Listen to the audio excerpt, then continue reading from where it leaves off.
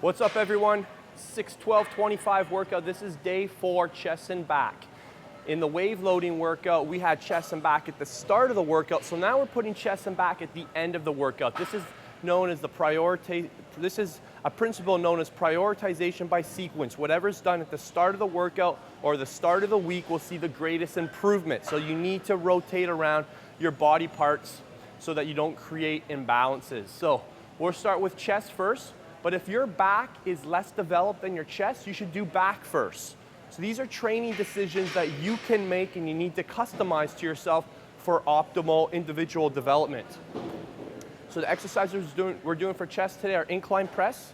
Then we're going to be doing a dumbbell press, but with supination throughout the movement. And then we're going to be doing a high incline fly. And we are going to teach you the proper function of your chest. I am tired of getting emails from guys saying, Vince, I want to work my lower middle chest. Vince, I can't get any inner definition. The problem is that you're not training through a full range of motion. So for your pecs, this is what a fully shortened pec looks like. When your hands are internally rotated and right out in front of you. This is a fully lengthened pec. So if there's no internal rotation within your, external rotation within your chest movements, you're not fully shortening it, you're not fully lengthening it, and you're never gonna develop that lower middle part of the chest. Okay, let's get rocking. I've warmed up. This is my first work set. Remember to abide by your tempos. Abiding by these tempos, if it's new for you, might have result in reducing your loads as well. Now, for an incline chest press, we don't want to turn it into a flat press, so we don't arch our back.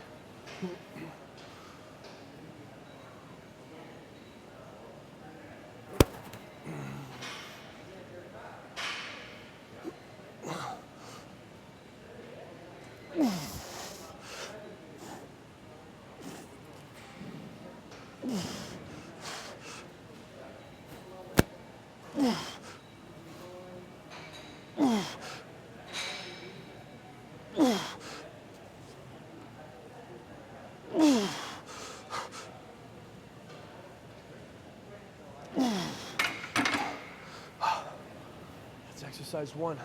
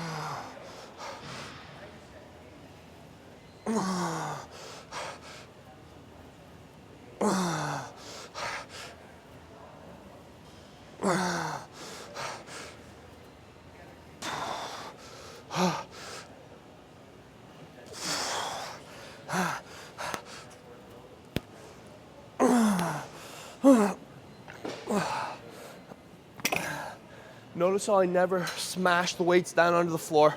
I control them onto my thighs so I'm not getting a shoulder replacement at the age of 40.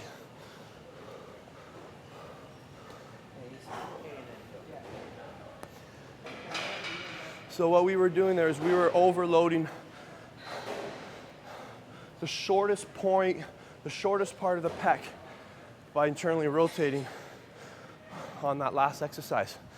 This is one I see guys butcher all the time. Again, pecs fully lengthened, pecs fully shortened. Now we can't go into this movement, but we're gonna try.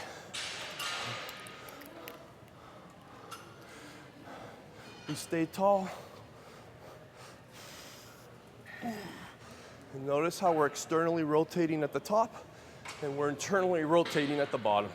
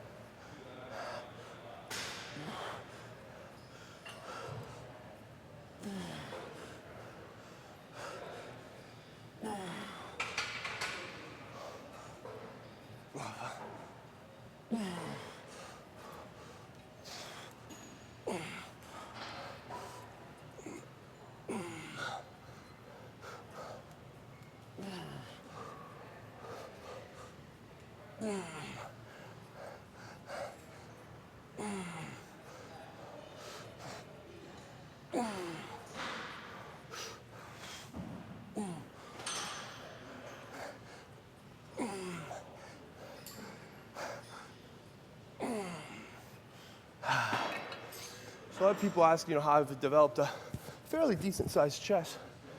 Actually, got to start 2 minutes. Let's start the rest period first. All right, clock is working, 2 minutes. And the first thing you have to understand is anatomy.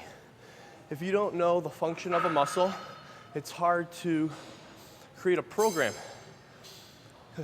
So, internal external rotation of the pec, you gotta make sure you externally rotate on your flies and then internally rotate. Do this exercise at home. You don't even have to be at the gym to get this. I want you to do what most people do when they do a fly and come in like this. What do most guys do when they do flies? Elbows are bent. Again, and that's not wrong, it's just not optimal. Now, squeeze your pecs here. How do they feel? Kind of hard. Now I want you to fully straighten your pecs, straighten your arms, and now touch your pecs. That's rock hard. It's because they're in a more shortened position. So when you're doing your flies, instead of finishing like this, finish with your arms straight in front. Obviously, the first thing you have to do is reduce your load. And now you're going to stimulate your chest much more. All right, let's get set up for combo number 2.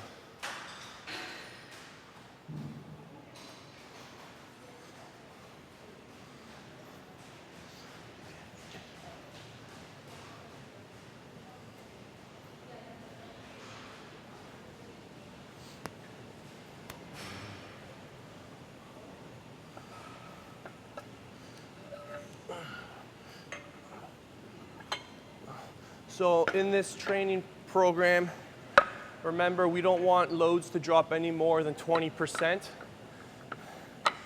In another video, I'm going to talk to you guys about the critical drop-off. And for every training quality, so whether you're training for relative strength, hypertrophy, functional hypertrophy, or muscular endurance, there's different critical drop-off points, which basically mean when there's points when you drop off a certain amount of weight in the workout, which are indications that you should stop the workout. All right, we'll explain that in another video. It requires more attention. All right, so we've just dropped the load down a bit, 205. Let's get rolling.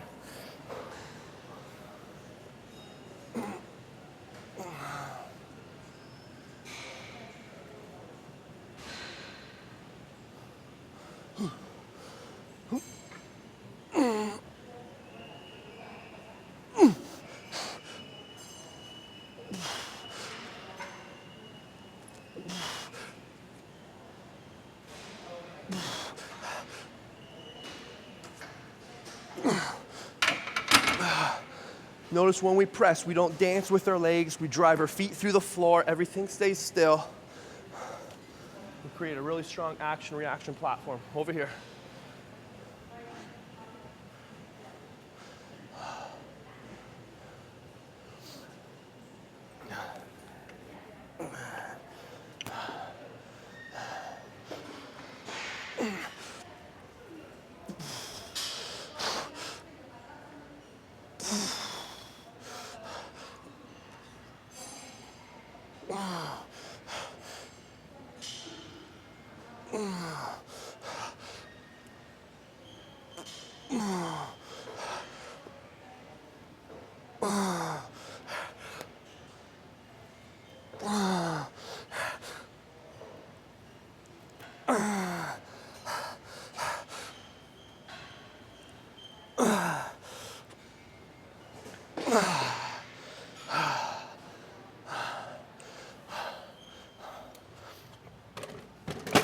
Always put your weights away, guys. Can't stand when people leave their weights lying around. It's so disrespectful. All right.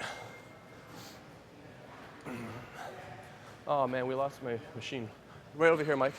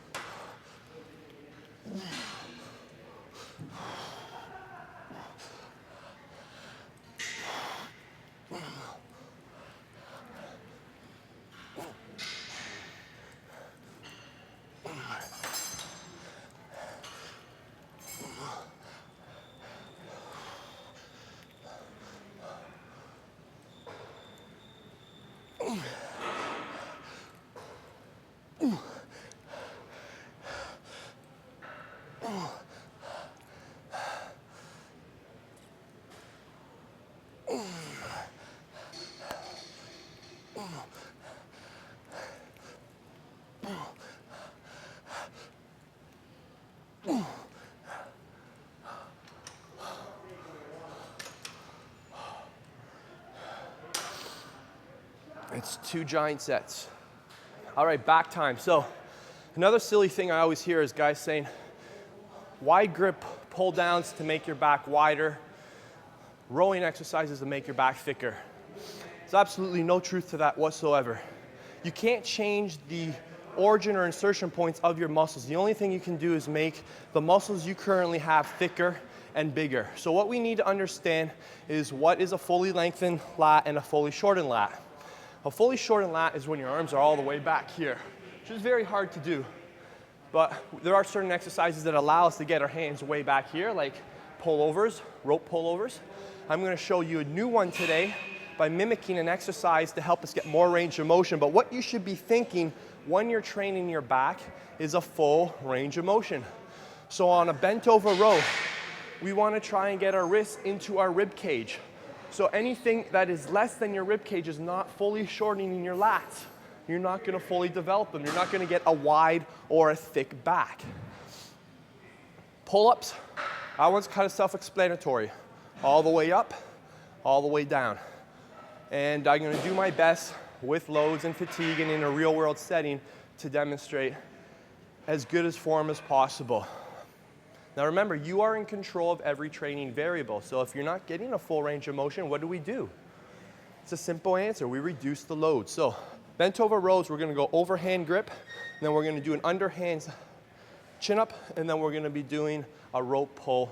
You're gonna like that third one we're gonna do. 6, 12, 25, 1 big crazy 43 rep non-stop set.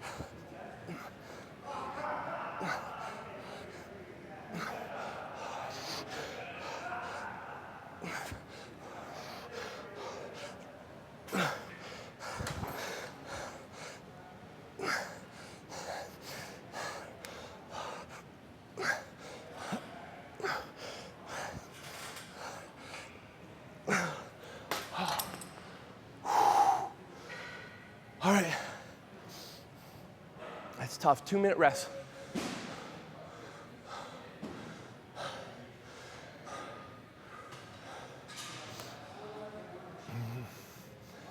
So, I'm gonna show you guys something. Actually, do we have a rope over here?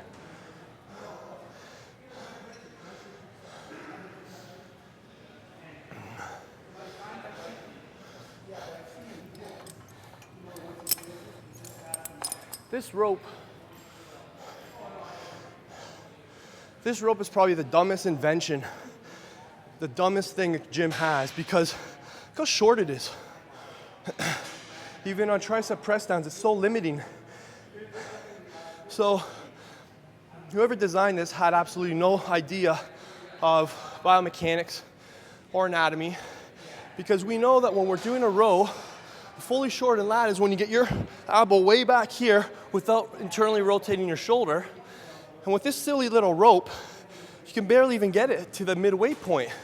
So what I do, and gym members hate me when I do this because I steal 2 ropes, but I lengthen the rope so I have a longer lever, and now I'm able to pull it back farther. Do that with my rope press downs as well. So when you understand structure of the body, function of the body, you're able to write smarter training programs, and you're able to look at things in the gym and ask yourself, does this make sense? Is this going to get me to where I need to be to get the stimulus I want? And you can take more control of the training process instead of just following blindly what everybody else is doing, which is oftentimes wrong. All right, let's get going. That's probably 2 minutes. Rock and roll.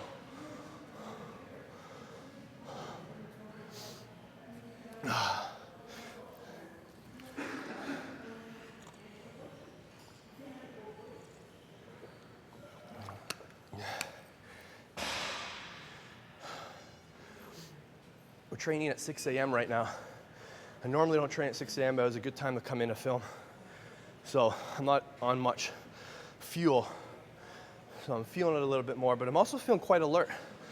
Testosterone levels are the highest in the morning time, so training in the morning's got its advantages and disadvantages. Rock and roll.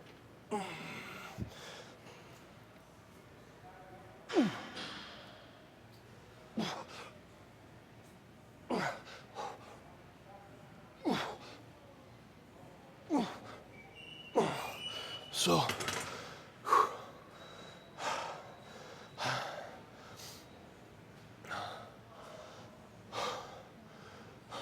you get 10 seconds between exercises on the giant set.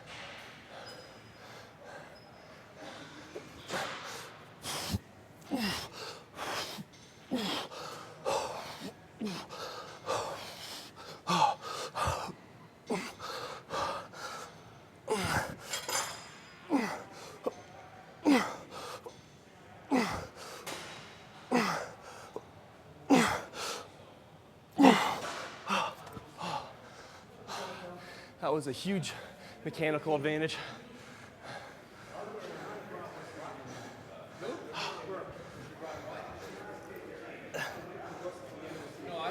I would have changed, because you know why? If they would have got hot and then they still had a chance for me to go. If they were going to lose, I just thought if they would have got hot, you might have been coaching change. Hopefully. The thing is, his system is so opposite.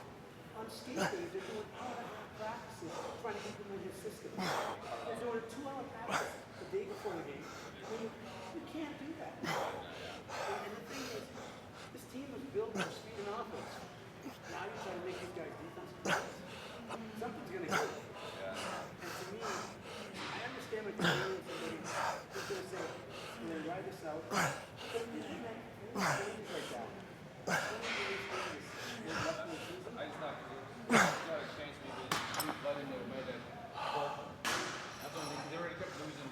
Well, I actually felt really good today.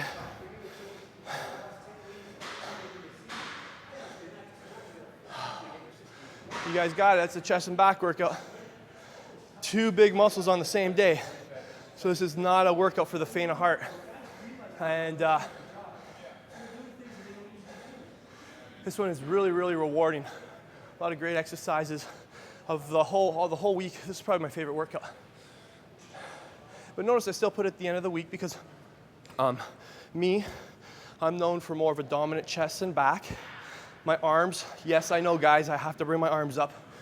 As you guys know, I can't fully straighten or lengthen them, so I have a hard time training them beyond failure, so it's very hard to make them grow. Until I get the surgery, it's gonna be hard to do that. So I put my arms at the start of the week when they're fresh, right? Makes sense. If your legs are your weakest body part, you might wanna put legs at the start of the week for you. There's no right or wrong way of training. There's just training theory, principles. You need to understand the theory, the principles, so that you can make intelligent decisions. All right, shameless plug. Next week, Live Large Season 3 is kicking off. And the whole premise of Season 3 is to teach you how to write your own strength training, mass gaining, fat loss program based on understanding the principles and theory of weight training. There is a way to determine how often you should train, how long you should train, how many reps you should do, how many sets you should do, how long your rest periods should be, what your time under tension should be, your tempo, what exercises you should use, how many exercises you should use per workout, when to switch it up.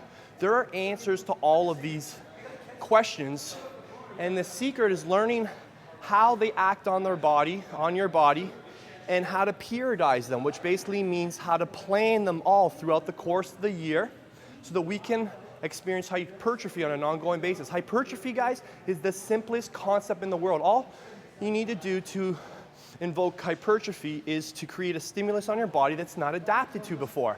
But you've heard that, you know that. But there's a way to cycle through different phases so that you're hitting all ends of the training continuum, you're hitting all the different fibers, all the different qualities of training required for maximal muscular development. Any guy can achieve muscular development. You guys probably looking pretty good yourselves, but the question is are you getting to your full potential? So Season 3 is going to be giving you the science and the tools so that you can make smart decisions. You can analyze other people's programs, your own programs, and you can start writing your own programs. All right, that's it for this workout series. This was a 6-12-25 workout focusing on strength endurance. You're gonna get tremendous results when you recover from this training, and that's known as a training effect. So if you have any questions, click the show more button below. It's all explained for you. And if you need to reach me, you can leave me a question or comment. The best place to get me is via my newsletter. Go to vincedelmontefitness.com. Get on the newsletter, that's the VIP Insider, and you can stay up to date with everything we're doing and everything that's coming next. All right, I'm out. Thank you so much for watching. You guys rock. Keep living large.